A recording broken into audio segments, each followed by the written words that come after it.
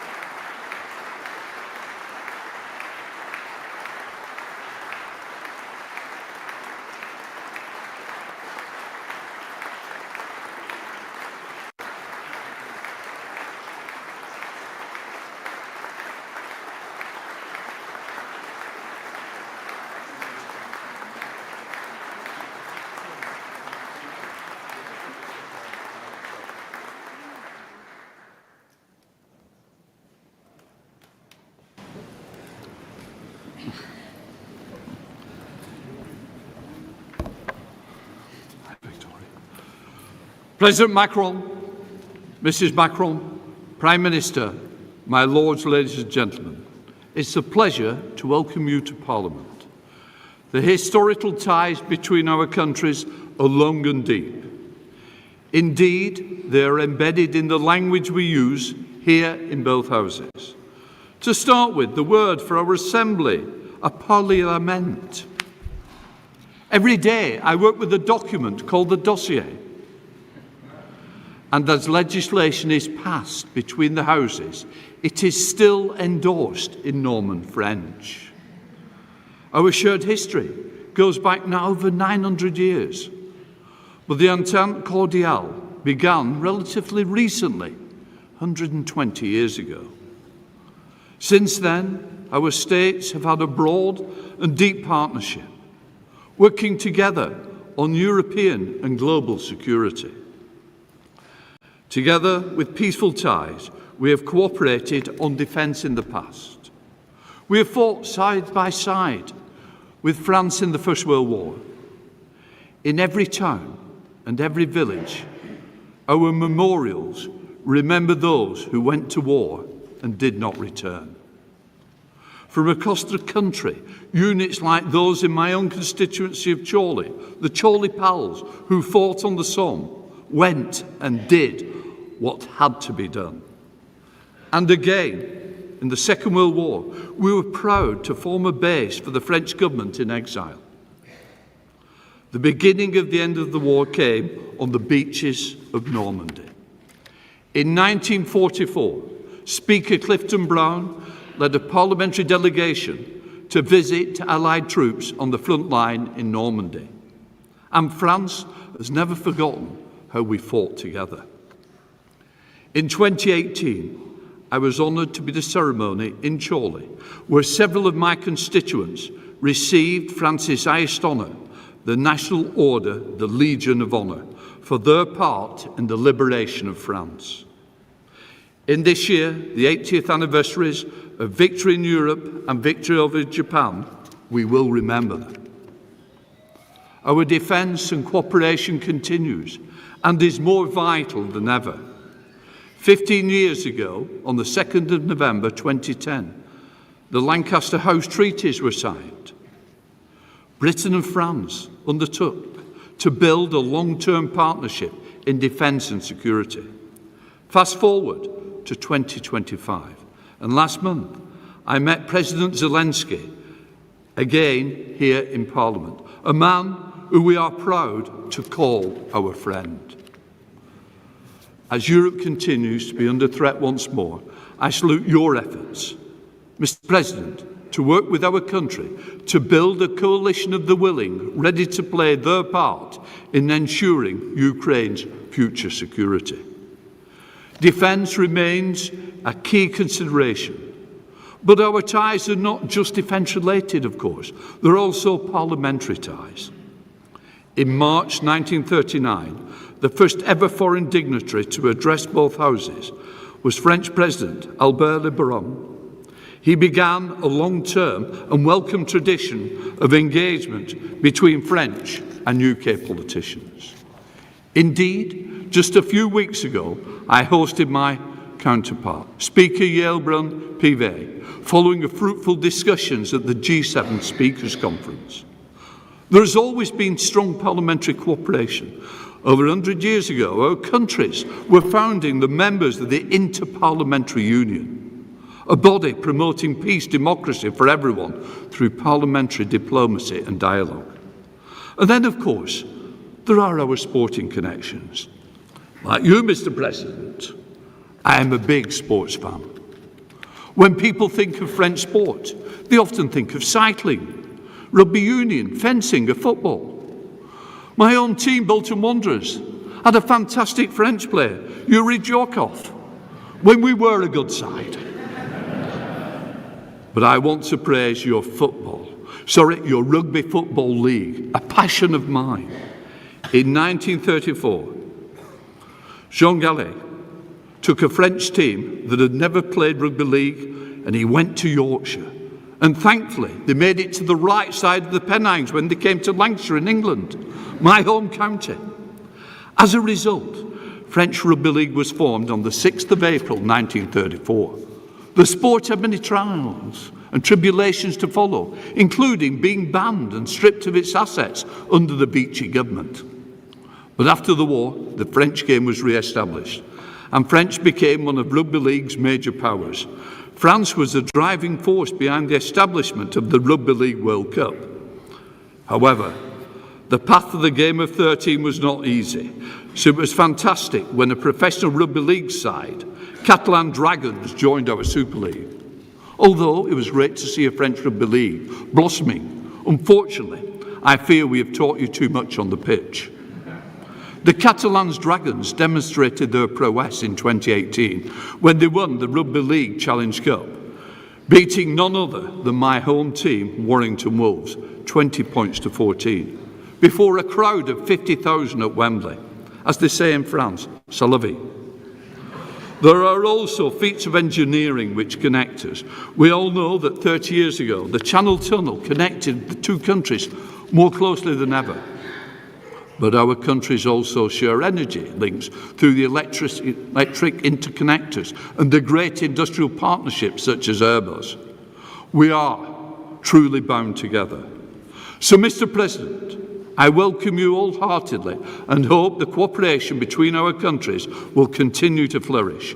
Mr. President, please.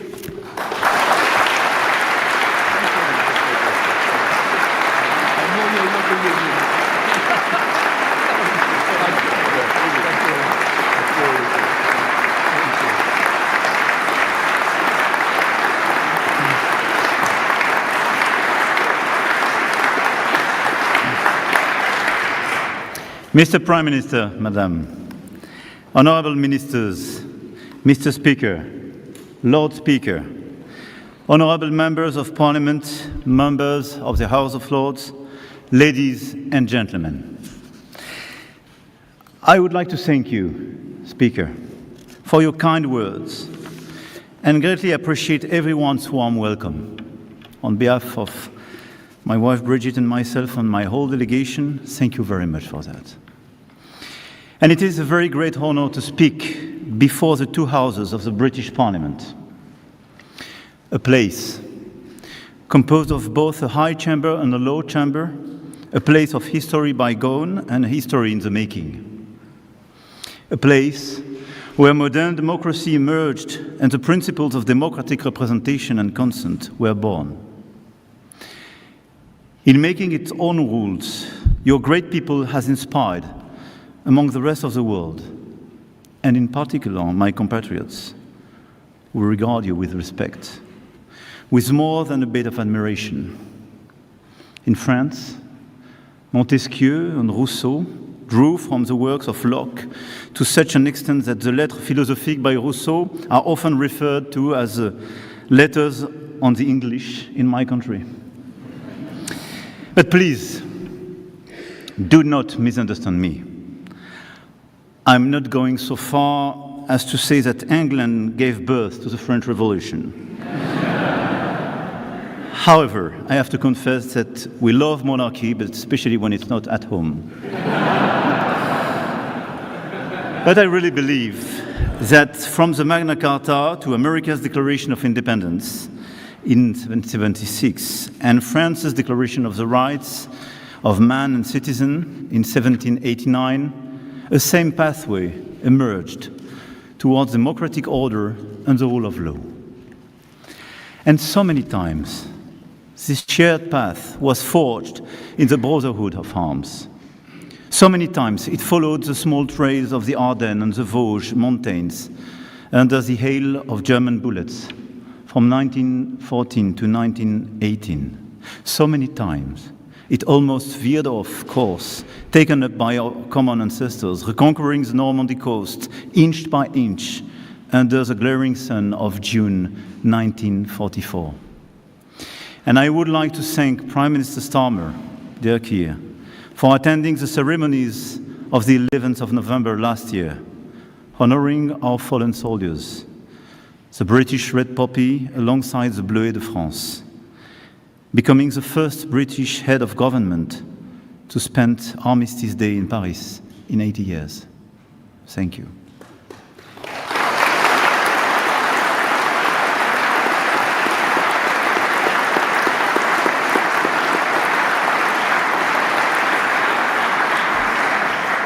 The French people shall never forget the sacrifices British people made to protect Europe and the world during the two world wars, and to uphold with fierce determination the promise of our Entente Cordiale.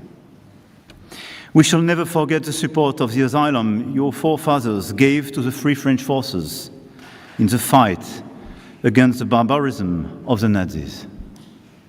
Sir Winston Churchill was one of the visionaries who had the foresight to help forge a strong transatlantic alliance and to come up with a peaceful European order in which he deeply believed.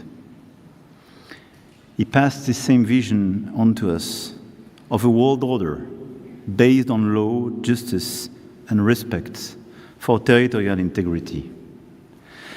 An order that is today being attacked on a daily basis as we witness direct attacks on our democracies, the return of war to our continent, the resurgence of imperial impulses, and the flouting of international rules by destabilizing powers who are attempting to divide up the world to their advantage. Speaker, you and your predecessors have become famous, I have to say, even in France, for your way of restoring order in the courts with your imperial and imperious exclamations, "Order, order." And today, we wish to join you in shooting out "Order, order" with you to calm the unrest in the world. As permanent members of the United Nations Security Council, deeply committed to multilateralism, the United Kingdom and France must once again show the world that our alliance can make all the difference. Clearly, we have to work together in order to defend an efficient multilateralism and to protect the international order as we forged it after the Second World War.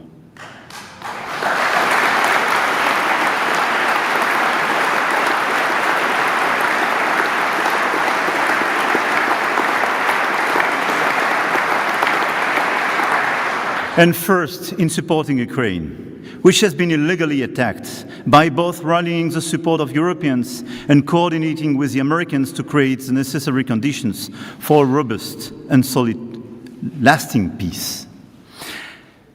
I want to commend your country.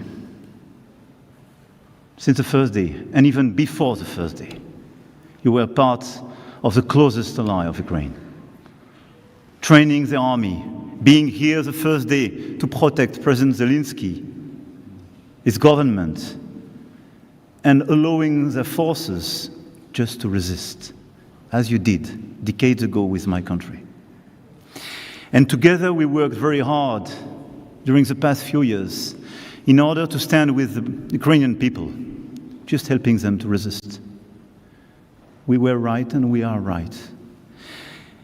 And because every time Vladimir Putin's Russia advances in Ukraine, the threat moves closer to us all. We will never accept the theory that might is right. And I want to be clear. This is why, together with you, Mr. Prime Minister, we decided to launch last February this coalition of the willing you mentioned. And this coalition was just the signal that the Europeans will never abandon Ukraine. Never.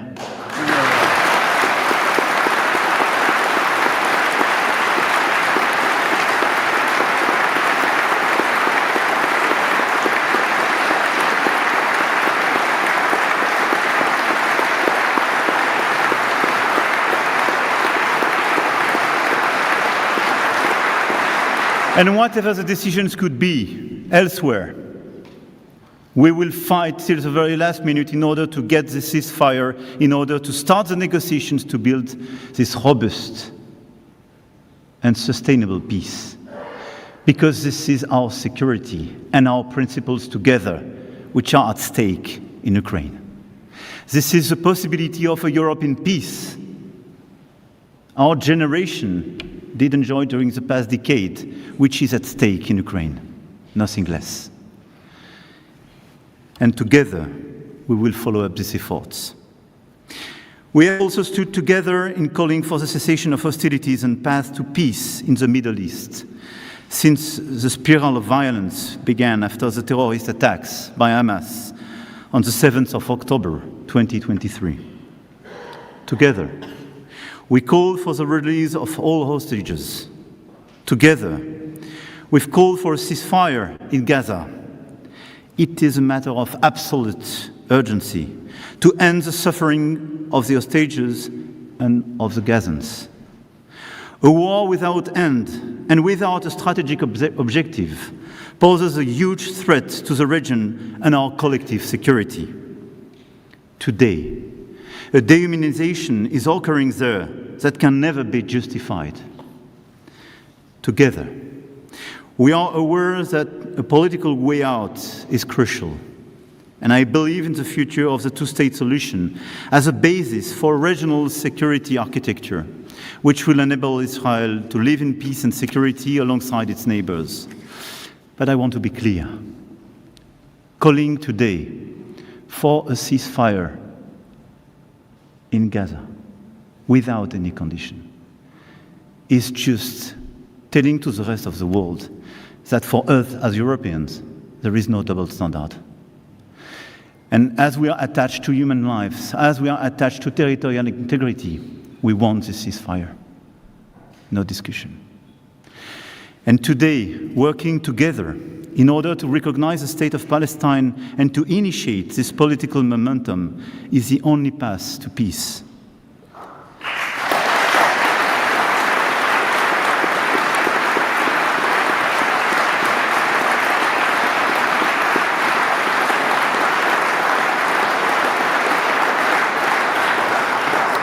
Because since Oslo in 1993, with Gaza in ruin and West Bank being on a daily basis attacked, the perspective of a Palestinian state has never been put at risk as it is. And the objective of a recognition is not just making our duty, but this is as well reopening a political perspective and refusing just an answer based on security. And this is why the solution of the two states and the recognition of the state of Palestine is as well, according to me, the only way to build peace and stability for all in the whole region. This approach is in line with our common refusal to tolerate the threat posed by an Iran that possesses nuclear weapons. There again, we know all too well the limitations of solutions based on force and the temptation to bring about regime change. France, the United Kingdom, and Germany, in coordination with all stakeholders, have the duty to bring about a stringent negotiation which ensures international monitoring of Iran's nuclear program over the long term, thereby preserving the international non-proliferation framework as a foundation for collective security. It is with the same coherence and firmness that we must act to defend the world order. In Africa, our two countries have had a weighty past, which is why we can legitimately send a message of conciliation and refusal of spheres of influence, of respect for economic and territorial sovereignty. In the Indo-Pacific, our history has made us a watchdog of the freedom of navigation and compliance with international law, which we defend. Amid these upheavals, the alliance between France and the United Kingdom has not faltered. It has even become stronger. Yes, during the past few years, this alliance became stronger. On defense and security, the Lancaster House treaties showed that we were willing to cooperate on the most sensitive subjects regarding our sovereignty and our deterrence. When our two countries signed them, some clever people found a way to derive savings of resources from them, and others even dubbed them the Entente Régale. Yet, they have successfully provided structure for defense cooperation between our two countries for the past 15 years. At this bilateral summit, we will enter a new stage that will scale up this cooperation.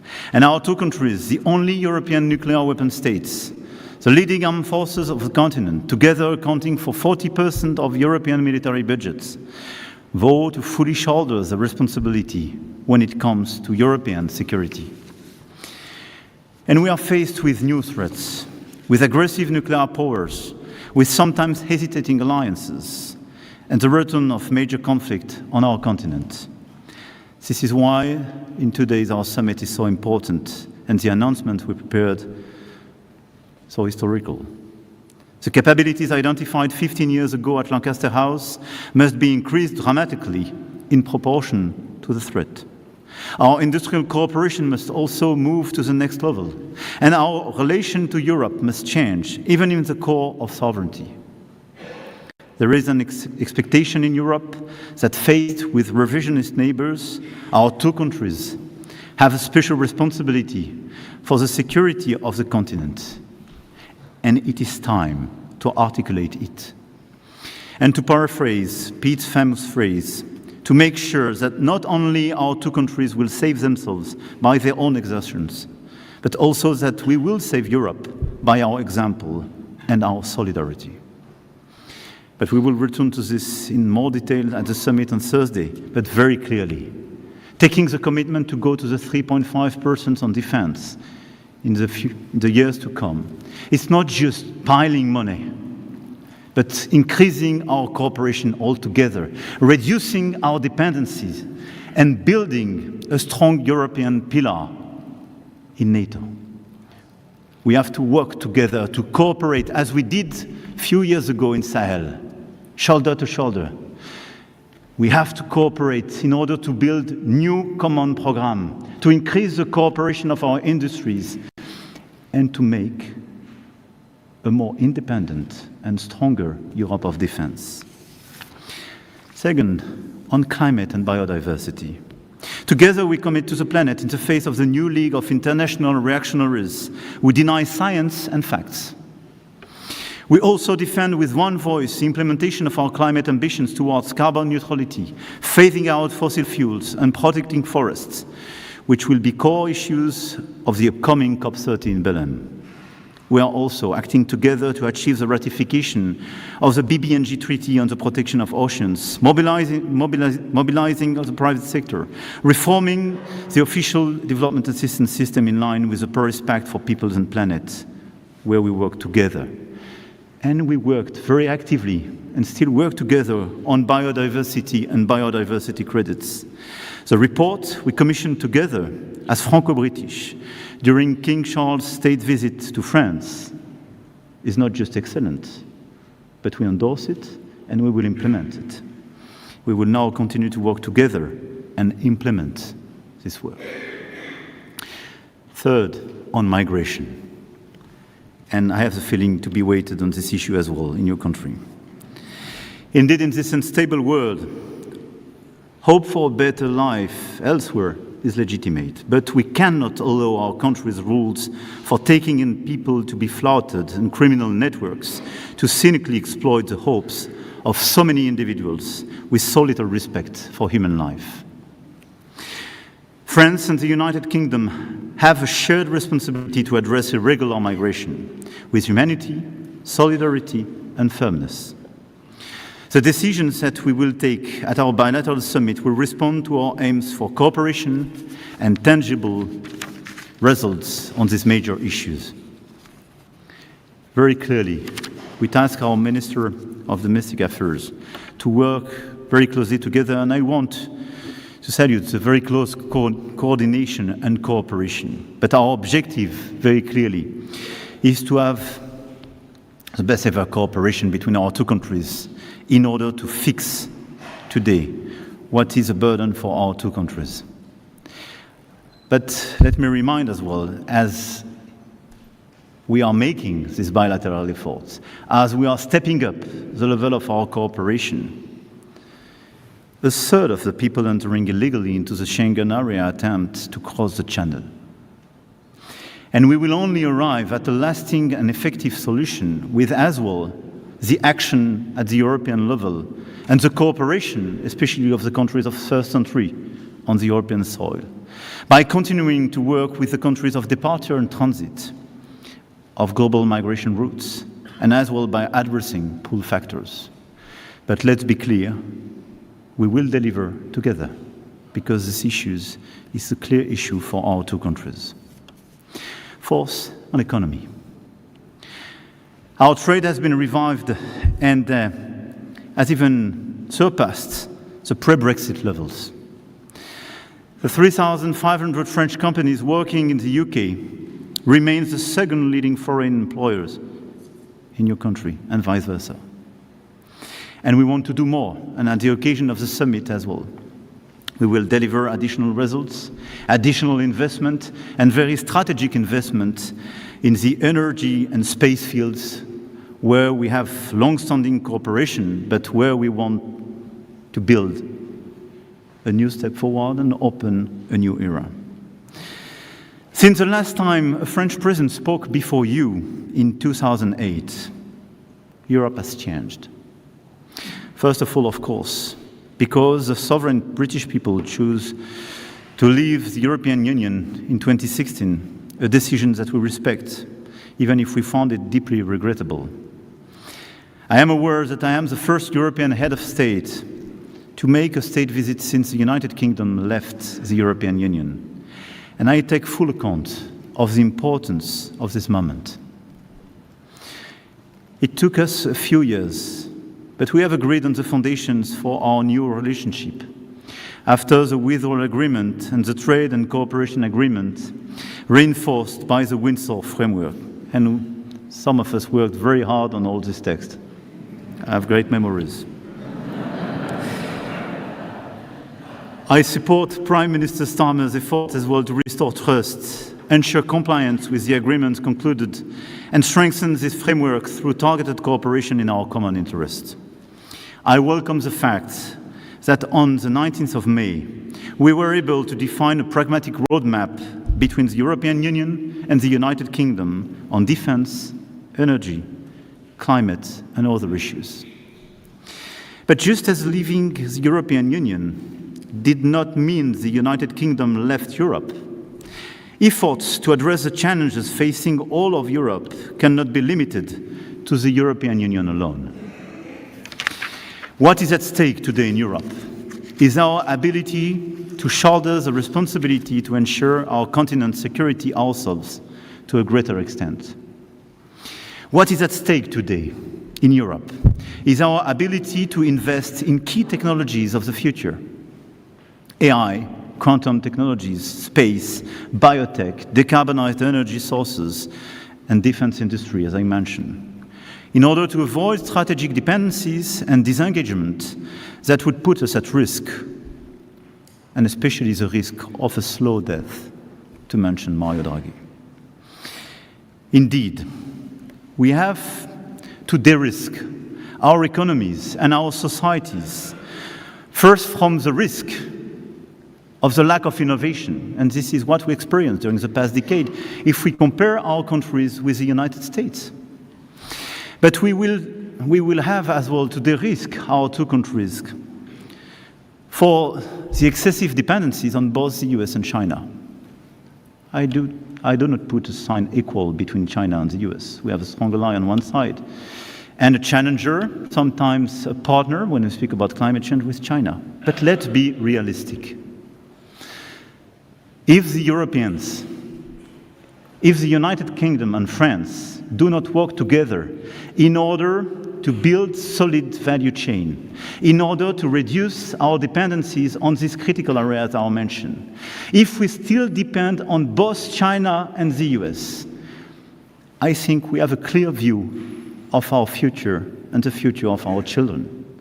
On one side, overcapacities and over-subsidies are clear threats of a fair trade, and they are destabilizing a lot of value chain and creating new dependencies. On the other side, the trade war is clearly an explicit decision not to be compliant anymore with WTO and this doux commerce we loved till now.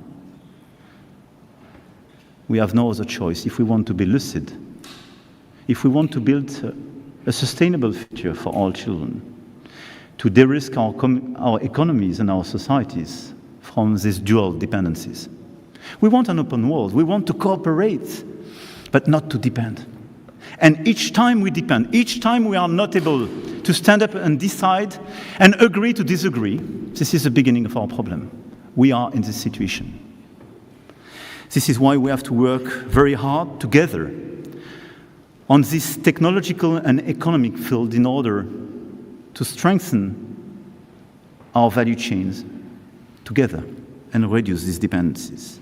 But what is at stake as well today in Europe is the defense of democratic models amid foreign interference, information manipulation, domination of minds by negative emotions and addictions to social media.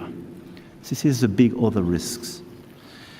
It is the same challenge we are facing when it comes to digital age, restriction online, and protecting our children from social media and screens, an issue brutally brought to the light 3 months ago by the British series Adolescents. And let's be clear, this is the same type of risk. Being vulnerable to algorithm design in the US, being vulnerable to algorithm design in China, with social networks not even allowed to the Chinese teenagers. This is being vulnerable to the interferences and misinformation coming from Russia and other places. The strength of our democracies depend on our capacity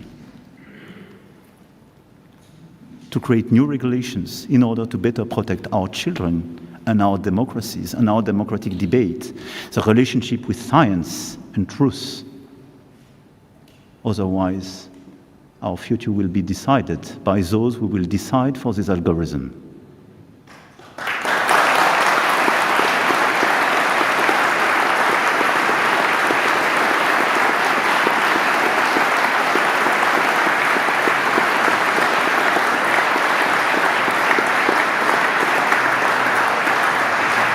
Our two countries are among the oldest sovereign nations in Europe. And sovereignty means a lot to both of us. And everything I referred to was about sovereignty. Deciding for ourselves, choosing our technologies, our economy, deciding our diplomacy, and deciding the content we want to share, and the ideas we want to share, and the controversies we want to share. Even though it is not part of the European Union, the United Kingdom cannot stay on the sidelines. Because defense and security, competitiveness, democracy, the very core of our identity, are connected across Europe as a continent. And you understand me, the point is not to diverge. And to move forward side by side on these strategic choices we are facing to avert the risk of effacement, division, weakness. A certain idea of Europe, so dear to George Steiner, must continue to connect us today. And it is also the meaning behind the European political community, which has shown its ability to bring together the European family across the continent of Europe to address the issues of stability, security, and cooperation between states in concrete terms. And the United Kingdom is playing a full role, as it demonstrated a year ago at Blenheim Summit. I believe that our two countries will continue to be drivers of change, drivers of this wider Europe and this meaningful convergence. We must be able to count on our economic, academic, research, and cultural relations to together tackle these sovereign-related challenges. And I welcome the number of partnerships agreements that our universities, museums, research institutions will sign in the margins of this visit. They will participate in our respective agenda to reindustrialization and strategic independence in key sectors, from artificial intelligence to culture. Our two countries are leaders in Europe when we refer to artificial intelligence. But the competition of the US and China is fierce, and Europe, on this point as well, needs to step up its investment. This is why we have to work as well together. as the Channel Tunnel is celebrating its 30th anniversary this year. Let's make a wish here today. Let's not allow the channel to grow wider. Although there are 300,000 French people living in the United Kingdom and 150,000 British people living in France, there has been a decrease in movement in recent years when it comes to school, university, professional and researcher exchanges. And today there is a risk that our societies are growing apart, that our young people do not know each other as well and may end up strangers, at a time when international current events remind us on a daily basis of our common future. Let's fix it.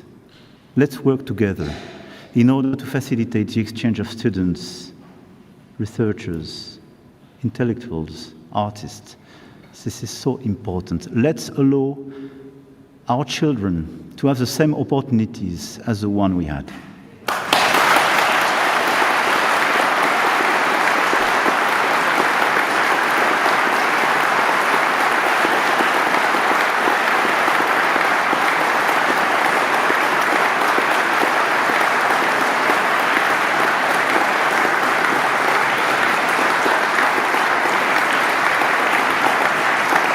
Members of Parliament, my lords, tomorrow at the British Museum, we will officially announce an historical exchange. In the run-up to the 1000th anniversary of the birth of William the Conqueror, France will loan the United Kingdom the Bayeux Tapestry.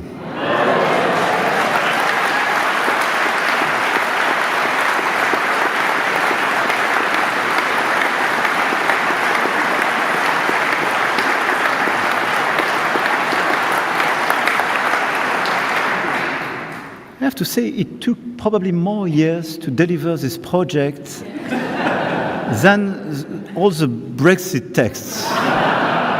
Because we launched it together with Prime Minister Theresa May at that time, during not a state visit, but a summit a few years ago. But at the end of the day, we did it.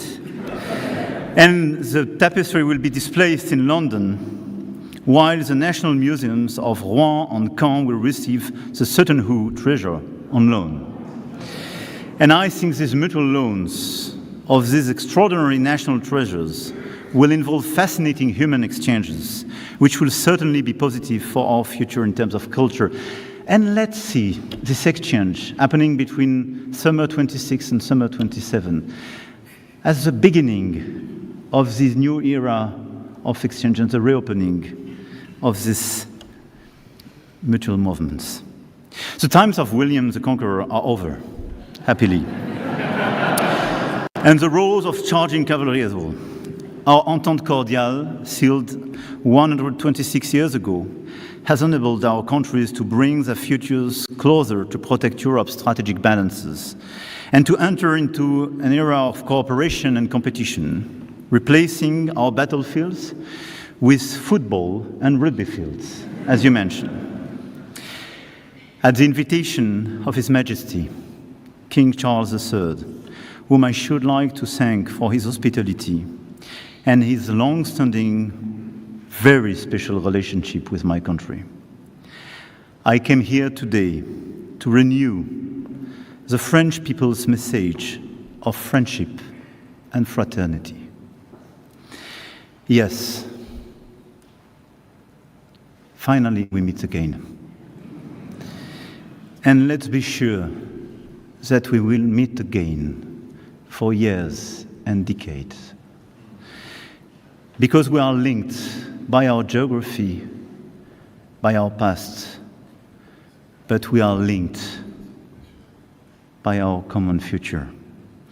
And the only way to overcome the challenges we have, the challenges of our times, will be to go together, hand in hand, shoulder to shoulder.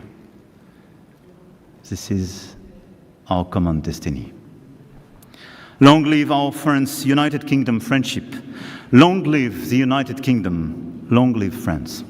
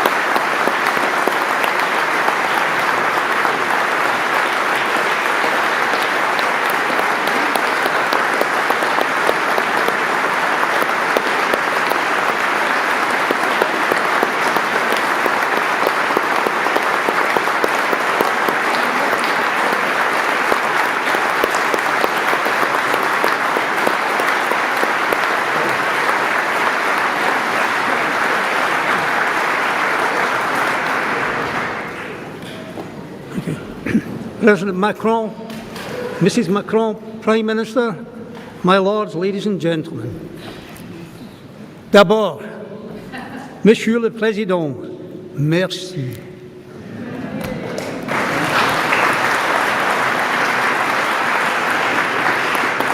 Thank you for a speech which provided both a reflection on the depth of our friendship between our two nations and an inspiring vision of how that friendship can grow in years to come. You are the 8th President of the French Republic to address both Houses of Parliament here in Westminster, a record which is matched by no other country, which stands as a testament to the strength, stability and closeness of the bonds which join us.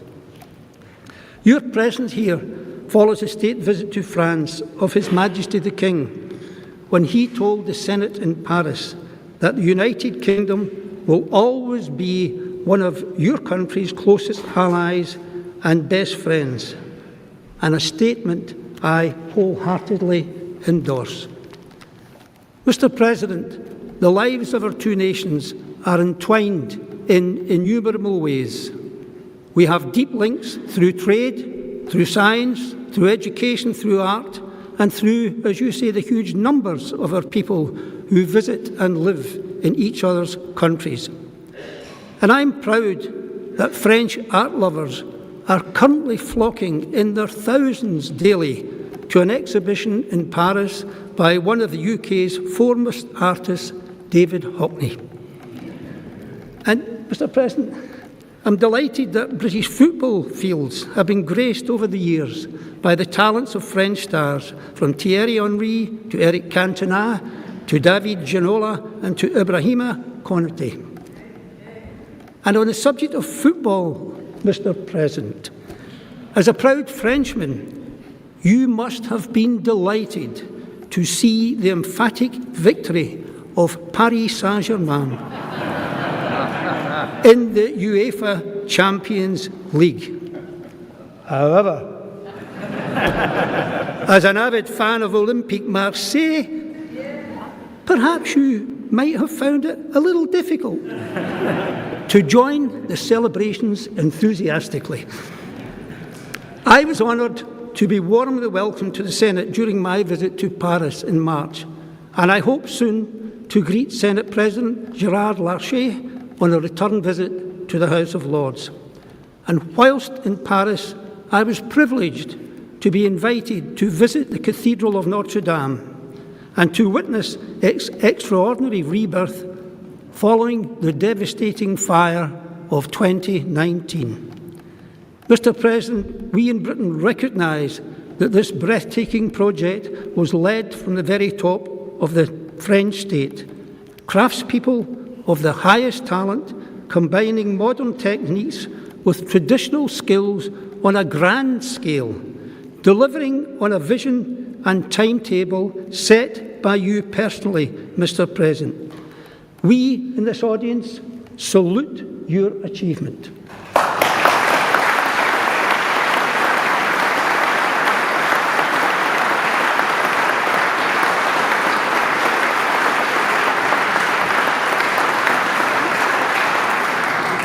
Mr. President, I am sure you cannot avoid noticing that some of the paintings here in the Royal Gallery bear witness to a shared history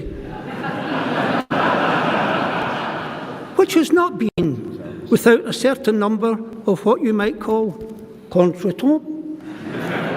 But the differences and divisions that these paintings record are a thing of the deep and distant past.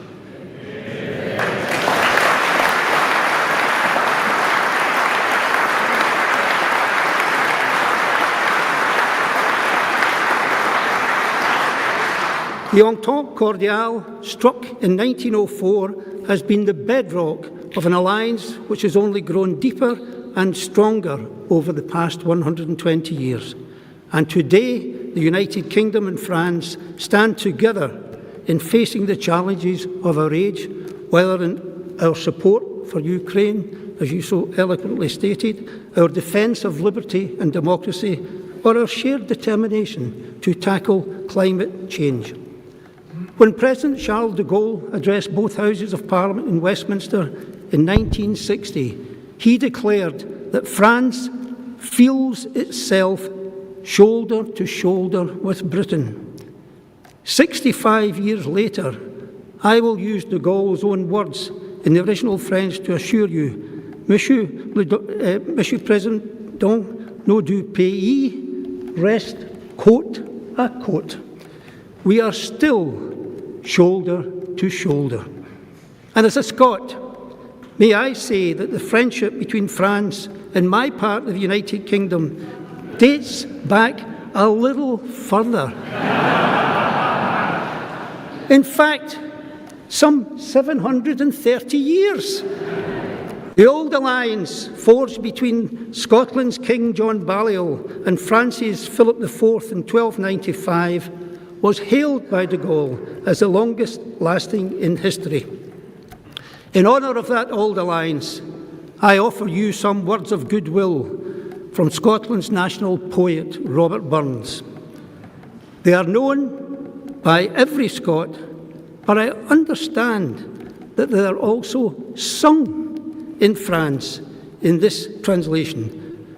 Buvons ensemble à l'amitié et au jour du temps passé. We'll take a cup of kindness yet to auld lang syne. And Mr. President, in that spirit, who knows, perhaps we will be singing that together at the state banquet tonight.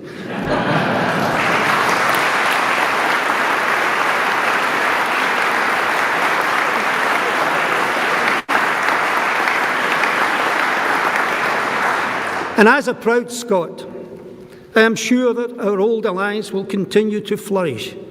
And as a member of the UK Parliament, I am confident that our close friendship will endure and grow. And as I thank you on behalf of Parliament for your speech today, I cannot improve on your words to our King on his visit to Paris, when you told him that our two fraternal peoples are united in unwavering alliance. So allow me to finish, Mr. President, by saying, on behalf of my colleagues, Vive la France!